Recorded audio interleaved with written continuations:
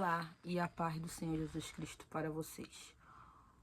Hoje eu quero falar com vocês sobre uma coisa que machuca muito, uma coisa que nem todo mundo tem, que exige muito de você, mais do que dos outros, e uma coisa que eu demorei muito para entender e aceitar algumas coisas, que é sobre o chamado de Deus que Ele tem na minha e na sua vida. E eu queria conversar um pouquinho sobre chamado, sobre o meu chamado e sobre o seu chamado que o Senhor tem com você. Mas antes eu gostaria de deixar aqui em Jeremias, no capítulo 1, no versículo 5, que diz assim: antes que formasse no ventre, te conheci. E antes que nascesse da madre, te santifiquei. As nações te darei como profeta. Então disse ao Senhor Jeová: eis que não sei falar, porque ainda sou menino. Porém disse o Senhor: não digas, eu sou um menino, porque todos a quem eu te enviar irás, e tudo quanto eu te mandar falarás. Não temas diante deles, porque estou contigo para te livrar, diz o Senhor. O Senhor, ele chamou Jeremias, né? E Jeremias, ele é conhecido na Bíblia pelo profeta chorão, né? Pelo processo que Jeremias viveu, pela aceitação. E o Senhor falou para Jeremias algo que nos tempos de hoje seria muito difícil muitas pessoas aceitarem. O Senhor falou para Jeremias que ele não ia casar e não teria filhos. Conclusão: Jeremias só ia viver para a obra, só ia viver para fazer a vontade de Deus, né? E quando Deus tem um chamado com você, o Senhor, ele vai exigir coisas de você que ele não vai exigir de mais ninguém. Porque o Senhor, ele conhece o coração de cada um e ele sabe aqueles que são voltados para a obra. O Senhor, quando veio como filho de Deus para morrer na cruz do Calvário por mim e por você, ele separou 12 discípulos. E entre esses 12 discípulos, ele só tinha 3 com ele, mais chegado. E entre esses 3 mais chegados, só ficou um à beira da cruz. O que eu estou dizendo com isso? O Senhor, ele pregava para multidões. Ele arrastava multidões. Na multiplicação do peixe e dos pães, e a Bíblia diz que ali estavam 5.000, entre crianças e mulheres. Então o Senhor, ele arrastava multidões, mas ele só separou 12. Entre os 12, ele só tinha 3 mais chegados. E entre 3, só tinha um na pé da cruz. Então tem coisas que o Senhor vai exigir de mim, que ele não vai exigir de você. E foi muito difícil para mim aceitar isso. Porque eu olhava à minha volta e eu falava: por que o Senhor não cobra de fulano? Por que o Senhor não cobra de Bertano? Por que fulano pode fazer isso e eu não posso? Por que fulano faz sobrancelha? Por que fulano usa maquiagem? Por que o fulano usa isso, aquilo, outro? E quando eu faço, o Senhor fala para mim: não é assim que eu te quero. Não é para isso que eu te chamei. E isso foi muito difícil eu aceitar. E ainda é muito difícil aceitar algumas coisas ainda hoje, eu confesso. Mas quando o Senhor me usa e eu sinto a graça do Senhor sobre mim, eu sinto o Espírito Santo do Senhor sobre mim, falando através de mim, agindo através de mim, tocando pessoas através de mim, eu entendo o porquê o Senhor me separou. Porque o Senhor fala que ele sonda o coração. Ainda que a palavra não me venha à boca, o Senhor já sabe. Então o Senhor sabe que o que Ele pedir para mim, eu vou aceitar. Mas o que o Senhor pedir para você ou para outros, não vão aceitar. Então vamos dar exemplos aqui, tá? Se o Senhor chegar para mim e falar assim, Renata, eu não quero você de brinco, eu não quero você fazendo a sobrancelha, eu não quero você usando maquiagem, eu vou aceitar. Eu vou pegar e vou falar, Senhor, eis-me aqui. Se o Senhor não me quer assim, tudo bem. Constante que eu seja cheia da tua presença. E vida que segue.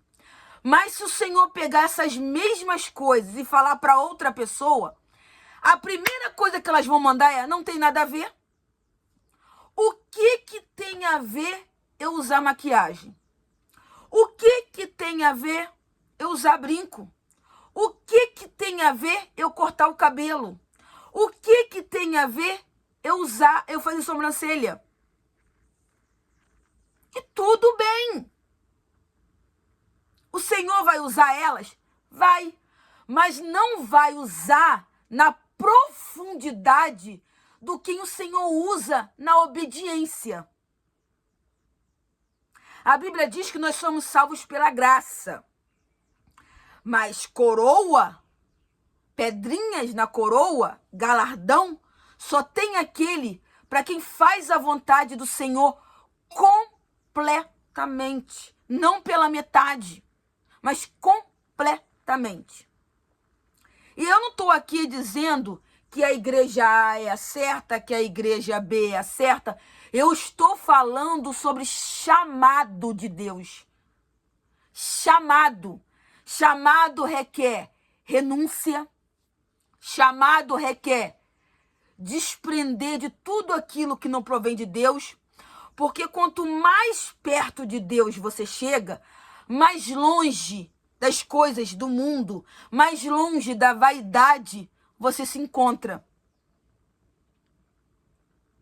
Quanto mais de Deus você busca, mais você entende que nada que não é de Deus te engrandece, que nada que não é de Deus te fortalece, que nada que não é de Deus vai agregar na sua vida espiritual com Deus. Vocês estão conseguindo raciocinar e me entender? Escreve aí nos comentários. Então tem coisas que o Senhor vai exigir de você que vai te fazer chorar. Tem coisas que o Senhor vai exigir de você que vai fazer você questionar. Tem coisas que o Senhor vai exigir de você que vai fazer você duvidar daquilo que você quer para você. Porque nós somos seres humanos, nós somos carne. Então nós queremos estar com a aparência perfeita. E há um tempo atrás, o Senhor trouxe algo no meu coração. O Senhor falou para mim assim, você imagina o tempo que alguém perde para se arrumar, para ir para a minha casa, me adorar? Me adorar. Você pensa aí em meia hora, no mínimo, porque você vai escolher a roupa que você vai colocar, você vai escolher o sapato que você vai colocar, você vai escolher o batom que você vai usar, os acessórios que você vai usar, se seu cabelo tá bom, se a sua maquiagem tá boa, se tá delicada, se não tá, se tá chamativa. Você vai perder aí meia hora do seu tempo para se arrumar para ir para a igreja. Mas você não perde meia hora de joelho no chão para orar, para buscar. Mas você não perde meia hora de adoração. Você não perde meia hora de entrega na presença do Senhor. É ou não é verdade? Muitos já chegam na igreja preocupados com o horário de sair.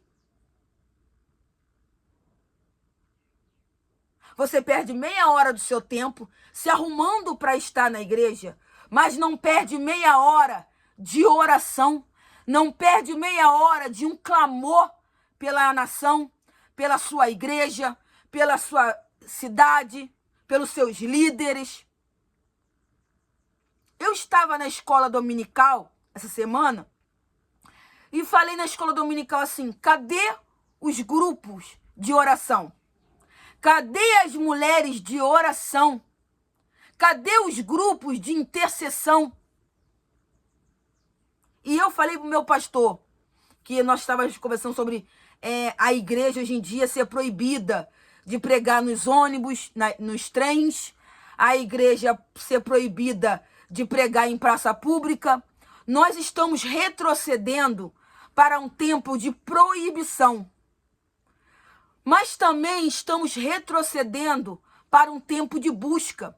E eu falei para o meu pastor, antigamente, você chegava no culto meia hora antes, dobrava o joelho, as irmãs de oração que vão ver esse vídeo vão saber disso. Me conta aí aqui nos comentários, você, irmã de oração, que é do meu tempo, quando eu me converti, há 20, 30 anos atrás, quando eu me converti. A gente chegava meia hora na igreja antes, o culto começava às 7h30. A gente chegava às 7 horas, as portas estavam fechadas, nós entrávamos pelas portas laterais do templo, dobrávamos nosso joelho e ficávamos ali meia hora orando. E depois dessas meia hora, a porta principal era aberta, a igreja se levantava e cantava-se os hinos da harpa. Hoje em dia, nem hino da harpa é cantado mais. Hoje em dia, trocaram hinos da harpa por ministérios de louvores. O que também eu não acho errado, porque se for hinos de adoração. Mas eu sou do tempo que a igreja começava os cultos com os hinos da harpa. Os hinos da harpa têm se perdido. E os hinos da harpa são hinos maravilhosos. Então hoje, nós estamos perdendo a essência da igreja. Então o chamado é para essas pessoas que são voltadas para isso. Voltada para intercessão, voltado para grupo de oração, voltado para pregar o evangelho no meio da rua, porque nem todos querem, pregar em presídios, pregar em centros de recuperação. São pessoas que estão dispostas a abrir mão de si mesmo, a abrir mão de vaidades, a abrir mão da sua vida, para se prostrar para a obra do Senhor, para fazer a vontade do Senhor. E entende o seu chamado. Quando eu cheguei na minha igreja atual, eu me despi de toda a minha vaidade, mas eu ainda tinha um brinco que eu usava nessa orelha aqui, bem pequenininho mesmo, um brinquinho aqui. Eu abri mão dos brincos grandes, mas esse aqui estava aqui esquecido. E o meu pastor chegou e falou: Renata, o Senhor quer te usar, mas não quer você com esse brinquinho aí. Tira. Na mesma hora eu não questionei, eu não falei que não tinha nada a ver, eu não olhei para as outras pessoas. Por que ele fala para mim? Mas e as outras pessoas aqui? Não. Eu olhei, eu falei: tá bom, pastor. Eu fui lá e tirei na mesma hora. Isso é entender que Deus tem algo comigo que talvez não tenha com outras pessoas. E quanto mais eu busco, quanto mais eu me entrego na presença de Deus, mais eu entendo aquilo que o Senhor tem para mim. Mais eu entendo que eu não estou no meio da multidão. Mais eu entendo que eu não estou entre os 12. Mais eu entendo que eu não estou entre os 3. Aleluia. Mas eu entendo que eu não estou ali. Mas eu estou para ficar ao pé da cruz. Aleluia. Mas eu entendo que eu tenho que estar na multidão, mas eu não tenho que permanecer na multidão. Mas eu entendo que eu estou entre os 12, mas eu não tenho que continuar entre os 12. Mas eu entendo que eu estou entre os 3, mas não tenho que continuar entre os 3. Eu tenho que estar ao pé da cruz. Aleluia. Então, se está doendo hoje, se está te ferindo hoje, coisas que o Senhor está exigindo de você, que Ele não exige de mais ninguém, se está machucando hoje, coisas que o Senhor exige de você, que você olha à sua volta e Ele não está exigindo de mais ninguém, é porque você tem um chamado. É porque, assim como Jeremias, desde o ventre da sua mãe, Ele já te ouviu, já te separou e já te ungiu como profeta para ir às nações e falar aquilo que Ele coloca na sua boca. Então, se o processo está doendo, faça como eu. Eu falo para o Senhor assim: Senhor, só não me deixa passar sozinha. Mesmo que me fira, que machuque, não me deixe passar sozinha. Porque nesse processo de separação, vão olhar para você e vão desdenhar você. Vão olhar para você e dizer que você está se querendo aparecer. Vão olhar para você e dizer para você que você não tem chamado nenhum. Vão olhar para você e vão fazer olhares que vão te machucar, vão jogar piadas para você. Mas lembre-se que quem foi contra José não foram os de fora, porque não machucaria ele. Quem foi contra José foi os de dentro. Foi seus irmãos, depois seu pai. Não foi os de fora que machucaram José, foram os de dentro. Então aqueles que vão te ferir para parar aquilo que Deus tem contigo, para parar o teu chamado, não é os de fora. Porque os de fora vão olhar e vão dizer: nossa, como Deus usa, como Deus fez, como Deus faz, como Deus transforma. Os de fora vão falar isso. Mas os de dentro vão falar algo que vai magoar você para parar o seu chamado. Mas assim como Jeremias, chore, mas na presença de Deus. Assim como Jeremias, clame na presença de Deus. Fala para o Senhor: me sustenta, me fortalece. Porque aquilo que é exigido de você não vai ser exigido de mais ninguém, a não ser daquele que o Senhor chamou para fazer a obra dele. Então entenda o seu chamado. Entenda aquilo que Deus tem para você. Busque, ore, clame. Peça a Deus para Ele se revelar e mostrar para você aquilo que Ele quer de você. E se o Senhor mandar você fazer algo, faça. Se o Senhor mandar você abrir mão, abra. Porque a palavra de Deus diz: o que vale ganhar o mundo inteiro e perder a minha salvação? Não ajuntai tesouro na terra, onde a traça e o ferrugem corrói, mas ajuntai tesouro no céu, onde ninguém vai roubar, nenhum ladrão vai minar. Porque no final é só sobre isso.